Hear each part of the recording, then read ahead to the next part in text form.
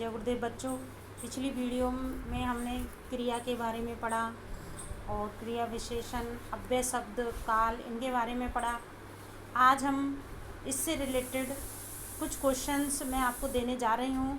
उन क्वेश्चनों को आप नोटबुक में ज़रूर करना, फिर उनको चेक किया जाएगा। आपको ज़रूर से ये क्वेश्चन करने हैं ताकि पता चले कि आपने कितना पढ़ा। पहला क्वेश्चन है, नाम धातु क्रिया की परिभाषा देते हुए 4 उदाहरण दीजिए।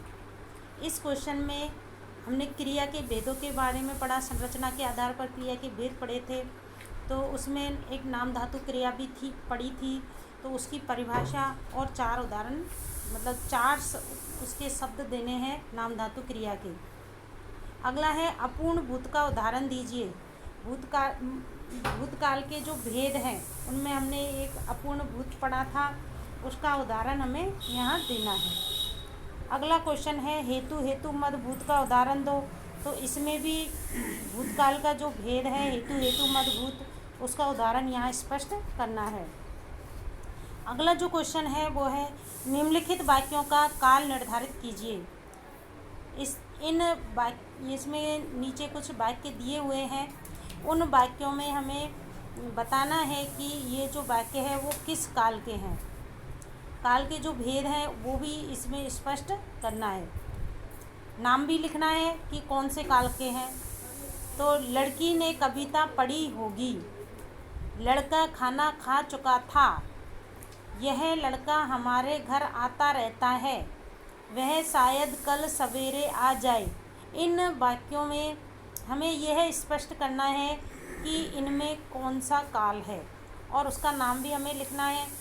अगला जो क्वेश्चन है वो है, निम्नलिखित वाक्यों में क्रिया विशेषण पद छांटकर लिखिए। हमने क्रिया विशेषण पढ़ा था और क्रिया विशेषण के जो भेद हैं उनके बारे में भी हमने अच्छे से पढ़ा था। तो अब हमें उनके ये बताना है कि ये जो क्रिया विशेषण जो शब्द हैं इनमें कौन सा तो इसमें हमें ये बताना है कि ये जो शब्द है इनमें क्रिया विशेषण का शब्द कौन सा है और उसका भेद भी हमें लिखना है कि कौन सा क्रिया विशेषण शब्द है। यह आम अच्छा पका है, विपिन धीरे बोलता है, लड़का बाहर सोता है, वह अभी गया है, सुपर्णा जरा सा खाती है, आकाश में तारे कैसे चमकते हैं।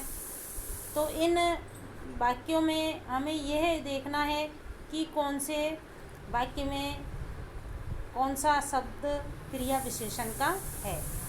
अगला जो क्वेश्चन है वो है, रीतिवाचक क्रिया विशेषण की परिभाषा के साथ 2 उदाहरण भी दीजिए। इस क्वेश्चन में हमें रीतिवाचक क्रिया विशेषण की परिभाषा लिखनी है और उसके साथ साथ उसके 2 उदाहरण भी लिखने हैं।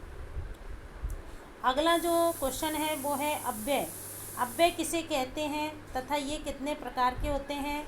मैंने आपको बताया था बच्चों, जब शुरुआत में हमने विकारी शब्द पढ़े थे, और तो विकारी शब्द वे शब्द जो कि काल, लिंग, वचन इनके अनुसार परिवर्तित हो जाते हैं, उन्हें विकारी शब्द कहते हैं।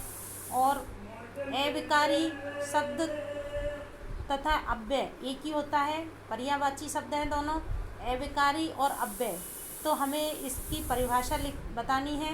ये मैंने आपको पिछली वीडियो में पढ़ाया है कि अव्यय किसे कहते हैं, तो उसकी परिभाषा हमें लिखनी है और ये कितने प्रकार के होते हैं ये भी मैं आपको बता चुकी हूँ, तो इसके बारे में आपको लिखना है। ठीक है, आज के लिए इतना ही। कल फिर हम एक नए टॉपिक के साथ आएंगे। तब तक के लिए सभी को जय गुरुदेव।